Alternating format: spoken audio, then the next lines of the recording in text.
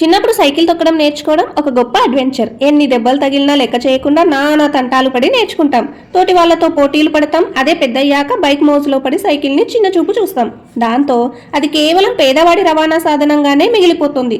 కొందరు ఔత్సాహికులు మాత్రమే సైక్లింగ్ ని క్రీడల సాధన చేస్తున్నారు.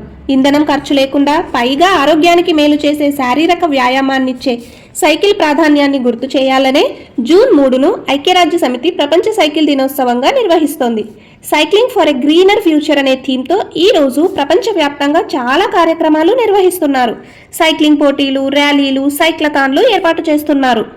వాహనం సౌకర్యానికే కానీ హోదాకు చిహ్నం కాదని, సైకిల్ తొక్కడం ఆరోగ్యానికి మంచిదని అందరికీ తెలుసు. కొంతమంది ఫిట్నెస్ వ్యాయామాల్లో భాగంగా ఇంట్లోనో జిమ్లోనో కదలకుండా ఉండే సైకిల్ తొక్కుతుంటారు. దాని బదులు బయట తిరగడానికి, ఆఫీస్కు వెళ్ళడానికి కూడా సైకిల్ వాడితే వ్యాయామానికి ప్రత్యేకంగా సమయం కేటాయించాల్సిన పని ఉండదు. పెట్రోల్, డీజిల్ ఖర్చు తగ్గుతుంది. దానివల్ల అటు పర్యావరణానికి మేలు చేసినట్లు అవుతుంది. కారు, బైకులకు బదులు సైకిల్ వాడడం వల్ల కర్బన ఉద్గారాలు గాల్లో కలవకుండా చూడవచ్చు.